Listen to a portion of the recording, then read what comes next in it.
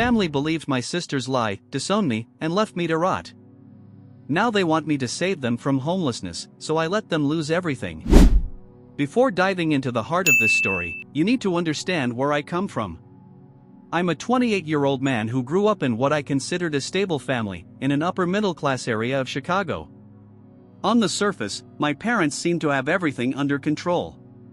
My father worked as a financial consultant for a well-respected firm downtown, earning a solid salary to support the family. My mother worked part-time as a real estate agent, but her main priority was preserving the family's image, which meant being involved in every community group and making sure we looked perfect on our Christmas cards. I was their biological son, the golden boy who always did everything right. I got top grades without much effort, was naturally athletic, and always polite to adults. Of course, I wasn't perfect. As a teenager, I got into some minor trouble, sneaking beers with friends, throwing the occasional loud party, but nothing serious. Nothing that could tarnish the pristine family image my mother worked so hard to maintain. When I was 10, my parents adopted Lily, who was 3 at the time, because my mom had always dreamed of having a daughter. I remember the day they brought her home, this tiny little girl with big brown eyes who quickly charmed everyone with her sweet personality. And I'll admit, at first, I was kind of a jerk to her. Suddenly, I wasn't the center of attention anymore. Everything revolved around Lily's first day of preschool, her dance recitals, her adorable new costumes. Looking back, it was typical older brother jealousy. But at the time, I felt replaced. As we grew up, I thought we had a decent sibling relationship. Nothing extraordinary, just normal. We argued sometimes, but I always looked out for her. I remember when she was in 2nd grade and a boy kept pulling her hair and pushing her around at recess. I was in 9th grade then, and I walked her to school one day and had a very clear conversation with that little punk.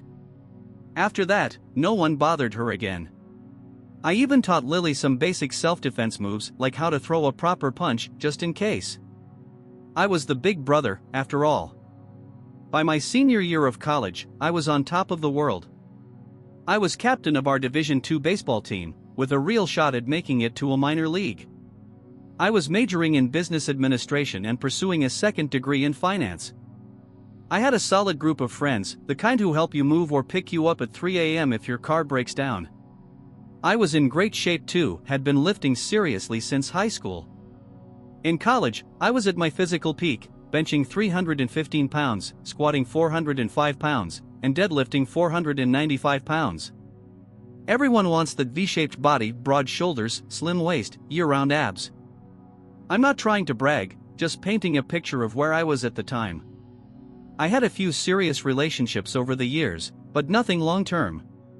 Honestly, I was focused on the future.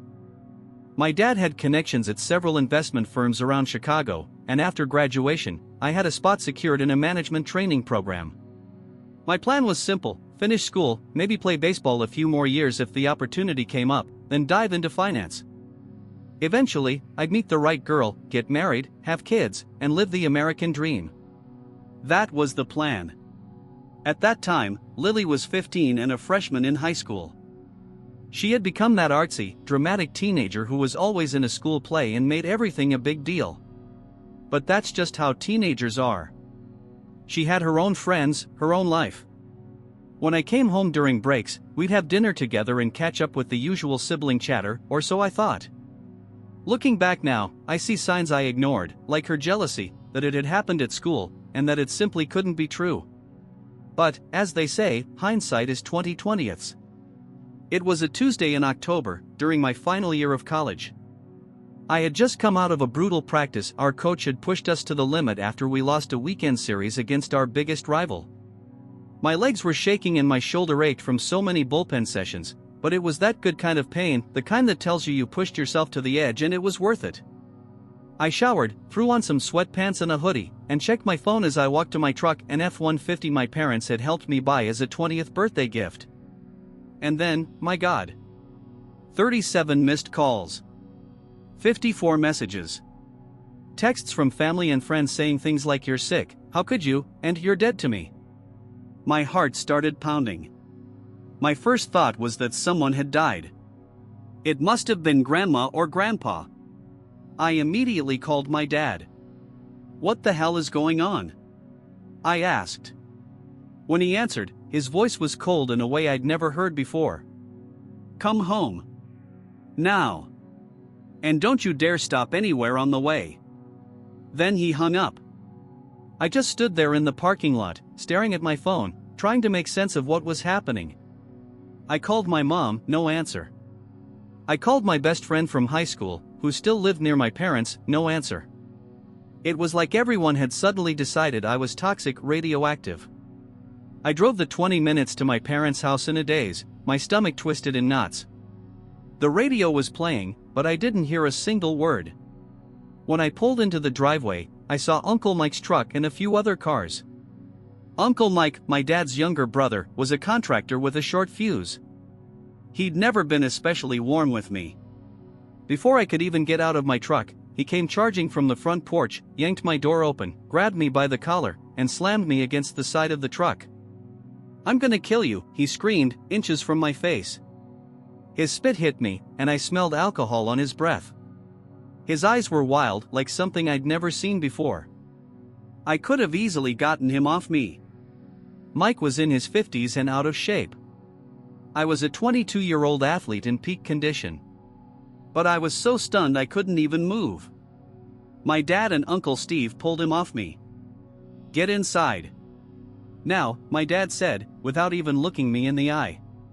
I climbed the steps and walked into the living room. It was full of people. My mom was on the couch, eyes red and swollen from crying. Both sets of grandparents were there, looking grim. Aunts, uncles, even close family friends. And Lily, my sister, was curled up in Grandma's lap, sobbing into her shoulder. As soon as I walked in, the whole room went silent. Everyone stared at me with a mix of fear and disgust, and my blood ran cold. "What the hell is going on?" I yelled, looking around, desperate for any clue. My mom looked up at me, her face twisted in fury and revulsion, an expression I had never seen on her before. "How could you, with your own sister? What are you talking about?" I asked, stunned, searching for an explanation. My dad stepped forward. The calm, calculated demeanor of the financial consultant was gone. He looked like he wanted to tear me apart. "Lily told us everything, how you've been sneaking into her room at night for years." The accusation hit me like a freight train. I couldn't breathe. The room started spinning. "What? This is insane." I had never laid a finger on her. Lily cried harder. "You said no one would believe me. That you'd hurt me if I told. You said it was our secret." "That's a lie." I shouted, my shock giving way to rage. "I never said that. I never did anything to her. What the hell is going on?" Uncle Mike tried to lunge at me again, but my dad and Uncle Steve held him back. "My buddy's a cop," he yelled. "You're gonna rot in prison, you sick freak. They're gonna love you in there." I tried to defend myself, to explain how insane this all was, but it was like talking to a wall. No one was listening. Lily started remembering more things, inventing details that had never happened. She said the first time was when she was 10 and I was home on winter break during high school. They were saying it had happened over and over again. Months later, my truck broke down. Engine problems. The repair was too expensive, and I couldn't afford it. I lost the delivery job I'd picked up on top of my bar security gig. I got evicted from the rundown apartment I shared with 2 other guys because I couldn't pay rent. I started sleeping in the baseball team's equipment storage room after the coach gave me the access code. I showered in the locker room. Ate 1 meal a day in the cafeteria using what was left of my meal plan. One night in February, with temperatures below freezing, the coach found me there. I was bundled in 3 hoodies inside a sleeping bag, my backpack serving as a pillow. Instead of yelling at me, he sat down on the floor beside me. He was the first person to truly listen to the whole story. When I finished, he didn't accuse me of lying. He didn't say he believed me either. He just nodded silently. "You can stay here until the end of the semester," he said. After that, I'll help you find a way out. The next day, he brought me a space heater and a good inflatable mattress. He started inviting me to dinner at his house once a week. His wife always packed leftovers for me. It wasn't much, but it was something. Someone cared.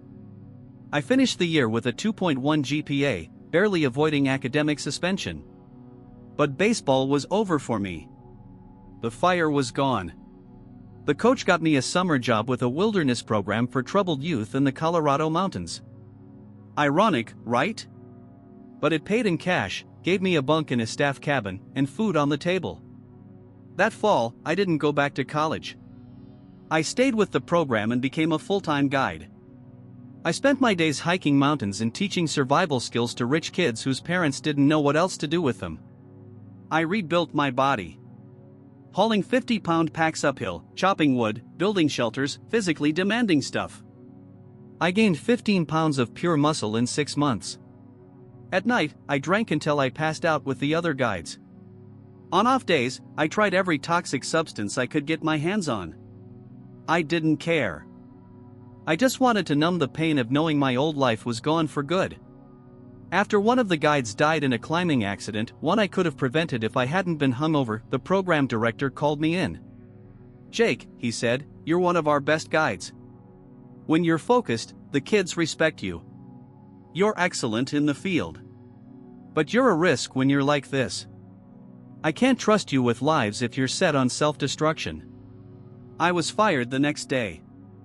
I spent the next year living out of my new old car, a 1998 Honda Civic I bought for $1,200. I did any gig I could find: bar bouncer, event security, construction labor, hauling bricks. Any job where I could use my size and no one asked about my past. I avoided women completely. Avoided families. I would literally leave restaurants if a kid sat near me. The fear of being accused again had me frozen. I had nightmares where I was in prison and the other inmates found out what I was in for. I'd wake up drenched in sweat, heart pounding like I was having a heart attack.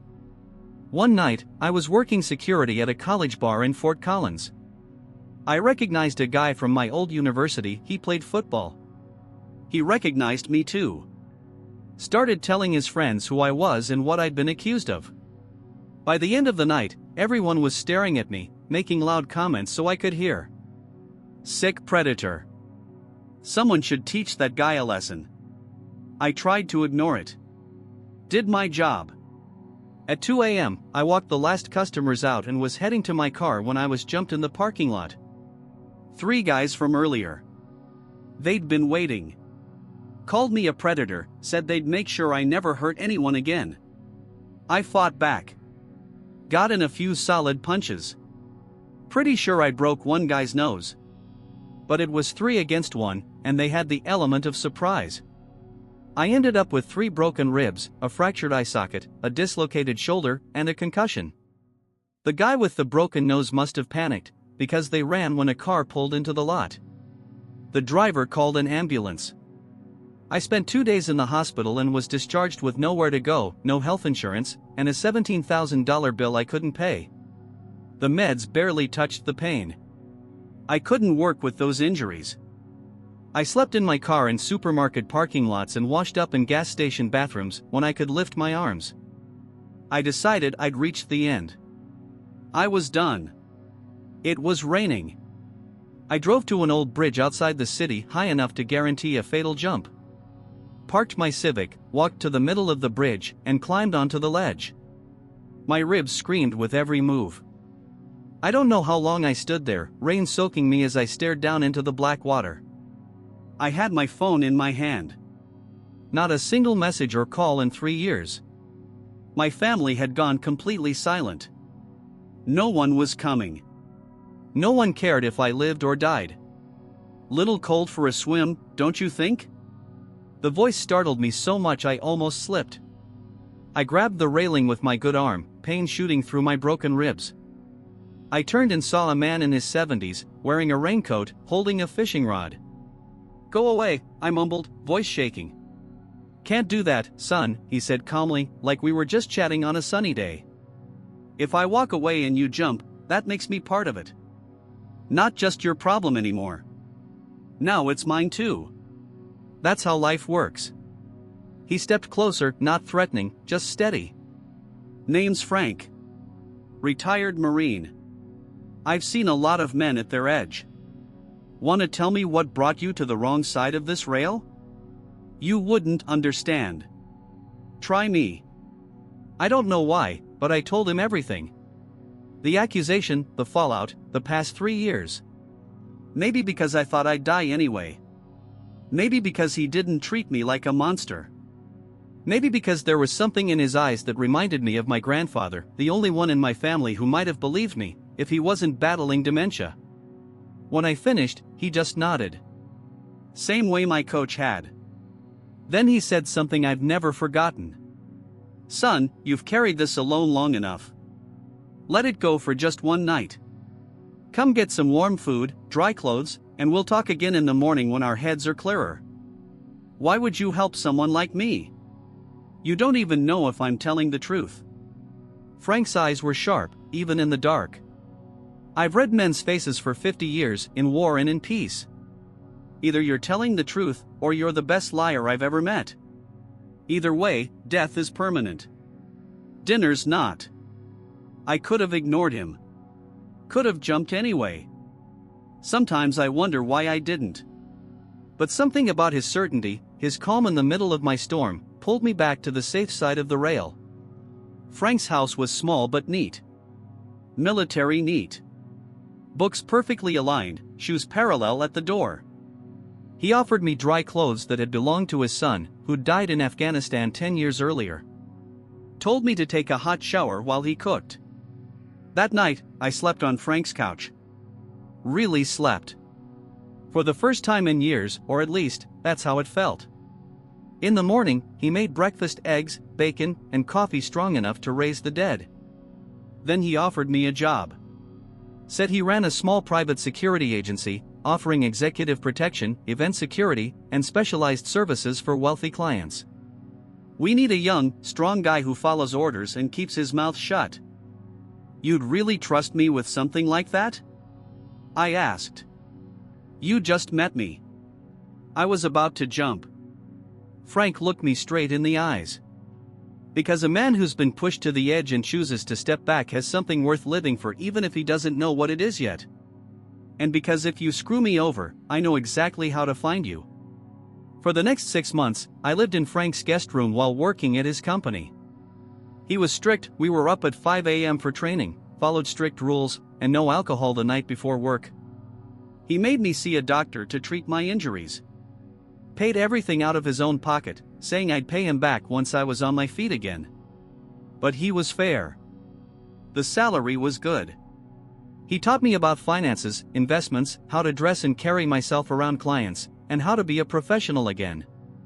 He also insisted I go to therapy with an old friend of his from the Vietnam days who specialized in PTSD. I resisted at first, but Frank wouldn't take no for an answer. You've taken a heavy hit, son. Not just your body. You need your head straight if you want to keep working with me. Therapy helped. Slowly, I started to understand that what happened wasn't my fault. That I didn't deserve it. That I wasn't broken beyond repair. After 6 months, I had saved up enough to get my own place, a small apartment. Nothing fancy, just mine. Clean. Safe. I enrolled in some business classes at the local community college and got a few security certifications. Frank started to feel like the father I'd lost. He never pressured me to contact my family. Never urged me to clear my name. He'd just say, "Some battles aren't worth it. Focus on the war, building a life no one can take from you."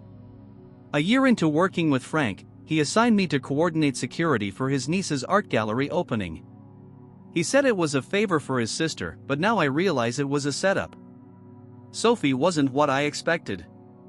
Frank had said she was sharp as a blade and doesn't take crap from anyone, and he was right, but there was more to her than that. She was beautiful in a way you couldn't quite define. Tall, athletic, with intense green eyes that looked like they could see right through you. Her dark hair was cut asymmetrically, framing her face with effortless elegance. Not the kind of beauty you see on magazine covers, but the kind that pulls a room's attention just by existing. We didn't exactly hit it off. She assumed I was just another meathead bodyguard. I thought she was a stuck-up art snob. During the event, I overheard her explaining an abstract painting to a potential buyer, then rolling her eyes as soon as he walked off without buying. "Not everyone gets it," I said, not really trying to start a conversation. She looked me up and down, noting the security uniform. "And do you get it?" "Not really, but at least I don't pretend I do." She almost smiled. That almost honesty was refreshing. Throughout the night, I noticed her watching me. Not in a suspicious way, but with interest. I did my job scanning the room, checking doors, keeping an eye on the high-value pieces. Professional. Alert. Subtle. She came up to me at the end of the night, as the last guests were leaving. "Uncle Frank says you're more than just muscles." "Your uncle talks too much," I said. She laughed. A real laugh, not the fake polite kind I'd been hearing all night. Actually, he barely talks at all. That's why, when he does, we listen. "He told me you're back in school. Business. And working on a few security certifications. Interesting combo. Tell me about it." We talked until 2 in the morning. About almost everything except my past. She was smart, funny, challenging in just the right way. She'd traveled a lot, had strong opinions about art, politics, music, but she listened, too. She wanted to hear what I thought. When I finally said I had to go early training with a new client, she handed me her card. "I've got a security issue at my condo. The locks need to be replaced. Maybe you could give me some professional advice." It was clearly just an excuse. And yet, I said yes. That consultation turned into dinner, then movie nights, and eventually, full weekends together. Sophie was unlike anyone I had ever dated. Fiercely independent, deeply committed to her work, yet vulnerable in those quiet moments. She had her own wounds, not the same as mine, but pain recognizes pain. For months, I avoided talking about my family. When she asked, I made up vague stories. Told her my parents died in a car accident, that I was an only child. Sophie sensed I was hiding something, but she never pushed. Frank, however, wasn't having it. "That girl's falling for you," he said one day at work while we were setting up security for an event, "and you're falling for her. She deserves to know the truth before this goes any further." He was right.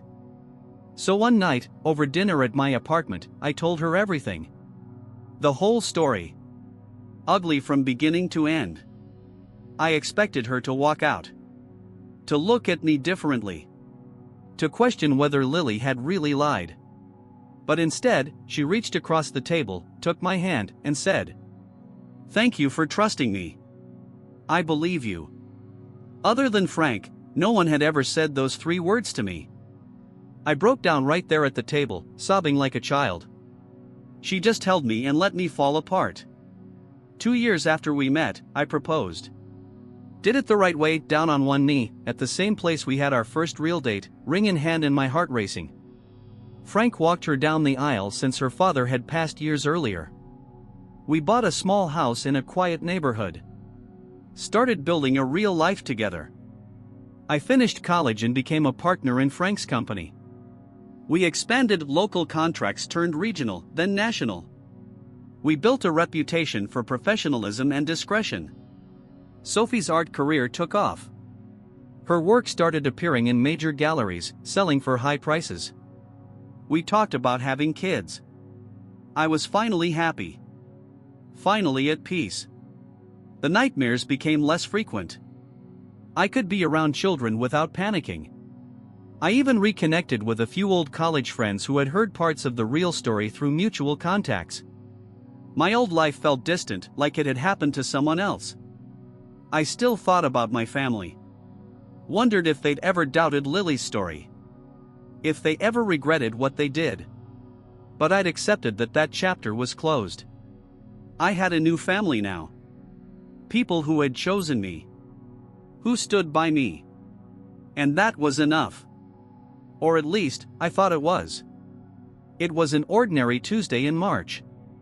I was at the office reviewing security protocols for an event, some billionaire tech CEO coming to town for a conference who needed low-profile protection.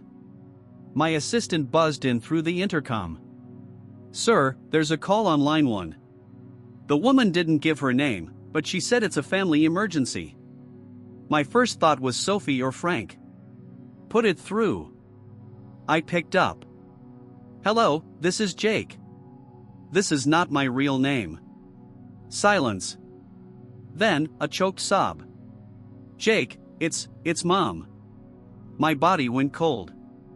I hadn't heard her voice in 7 years. I wanted to hang up. I wanted to scream. But all I could say was, "What do you want?" "Please, don't hang up," she begged. "We need to talk to you. It's important. We haven't spoken in 7 years. Nothing could be that important." My voice was ice. Lily confessed. She admitted she made it all up. The world stopped. 7 years of pain. I'm talking about starting from zero. The trauma, the panic attacks, the therapy. All because of a lie. I always knew it was a lie, but hearing the confession. "Jake? Are you there?" I hung up. I left the office. Told my assistant to cancel all appointments. Drove straight to Frank's house. When I told him, he just nodded and asked, "What do you want to do?" "I don't know." "Yes, you do. You just don't know if it's the right thing." He was right. Part of me wanted to ignore them forever, keep them out of my life for good. But another part needed answers. Needed to hear the truth face to face. Sophie felt the same when I told her that night. "You need closure," she said. "Whatever you decide, I'm with you. And Jake, this doesn't change anything between us. I'm still here, no matter what." For 2 weeks, I ignored the calls and messages pouring in from my mom, my dad, and even relatives who had cut me off years ago. I talked to my therapist about it. Yes, I have a therapist. And I'm not ashamed to say it. Eventually, I knew I had to face them, but on my terms. I sent my mother a message. Public place. Main Street Cafe. Sunday at 2 p.m. Just you, Dad, and Lily. I'll be with people I trust. You get one chance. Sunday came. Frank insisted on coming for backup. Sophie was at my side, gripping my hand so tightly it nearly hurt. We arrived early. I chose a corner table with a clear view of all entrances and exits, a habit from my security work I'll probably never lose. My stomach was in knots. Part of me still expected them not to show, or feared it might be some elaborate setup. Sophie kept glancing at me, her eyes full of anxiety. "We can leave any time, okay?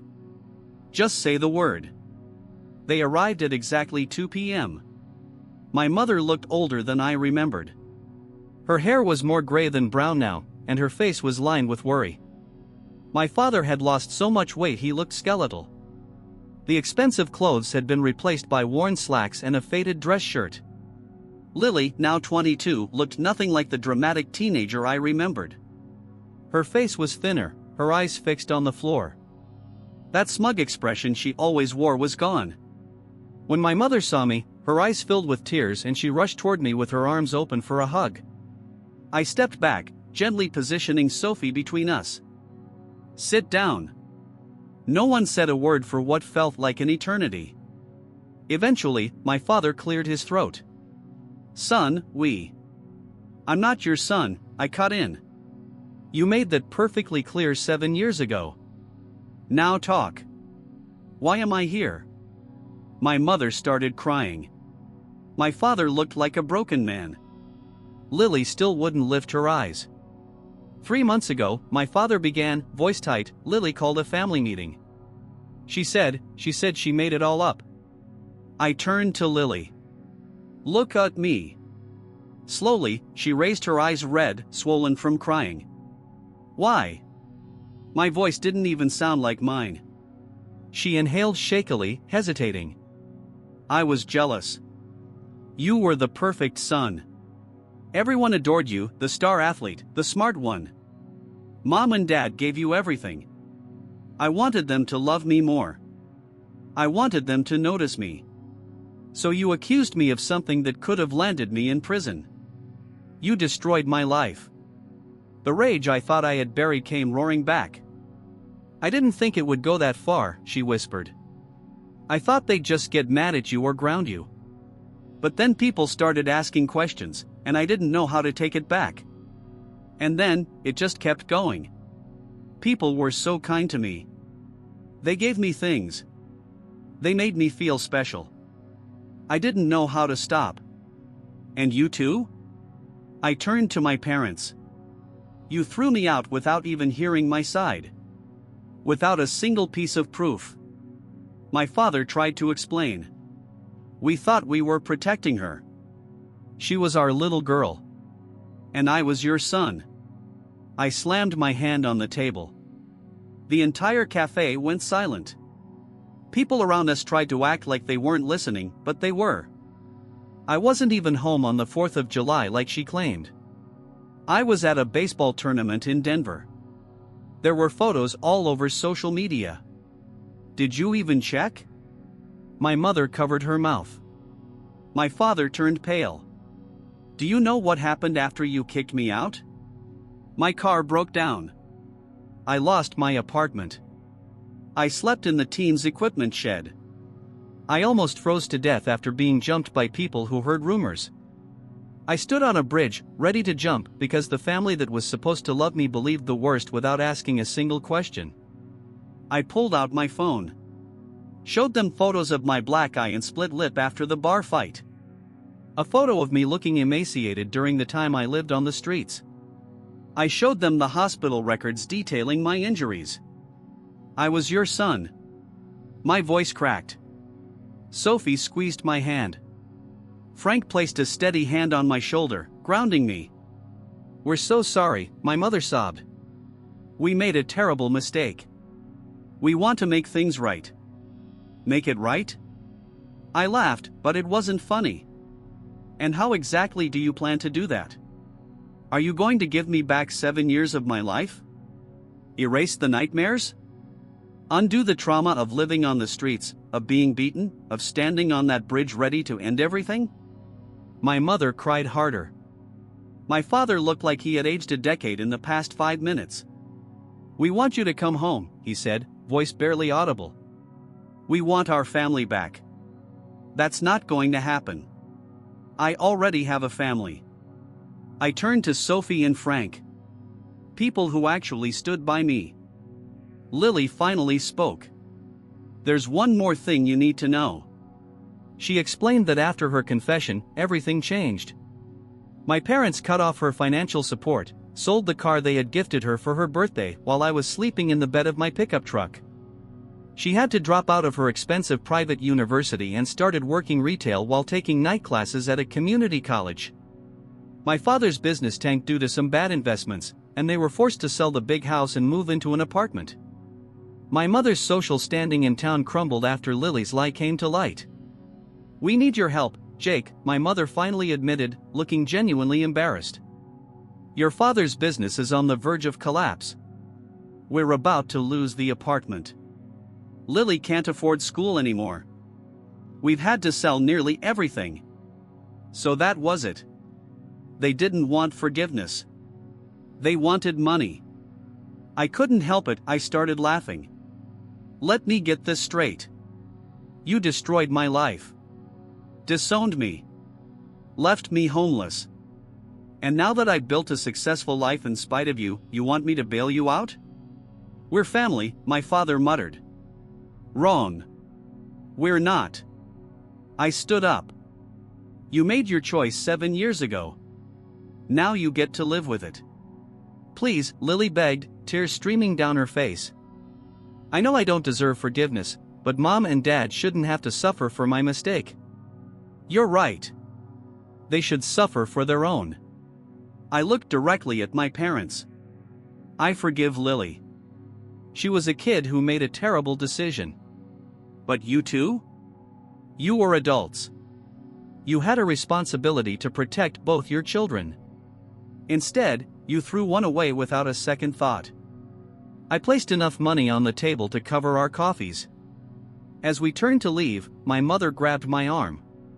Please don't let it end like this. What can we do? What do you want from us? I looked at her for a long moment. I want you to remember what it feels like to lose everything. What it feels like to be powerless. To have no one believe you. Maybe then, you'll understand what you did to me. Sophie, Frank, and I walked out. As we neared the car, Frank gave my shoulder a firm squeeze. Proud of you, son. Through mutual acquaintances, I later heard that my parents lost the apartment. My father now works at a large department store. My mother cleans houses. Lily dropped out of school for good and moved to another state. Sometimes, I think about reaching out. Sophie says that would be the final step in my healing forgiveness. Not for them, but for me. Frank says it's my decision and that he'll support me either way. For now, my focus is on my family. Sophie is pregnant with our first child. We're expanding the security company into 3 more states. Building something real. Something no one can take from me. Reddit Relics comment. And to anyone who has ever been wronged or felt alone in the world, know that there is a way out, and your pain does not define who you are. And that wraps up another emotional Reddit story. If you enjoyed it, leave a like, share, and subscribe to the channel for more incredible stories. What a heartbreaking and, at the same time, inspiring story. What this man went through is unimaginable, being falsely accused by the very people who were supposed to protect him, losing everything, hitting rock bottom, and still finding the strength to rebuild his life. He was betrayed, humiliated, and forgotten, but he didn't break. He found support in people who genuinely cared and proved that even after the worst storm, it's possible to start over. This story is a powerful reminder that family isn't always about shared blood. Family is who stays when everything else falls apart. Don't miss the next one.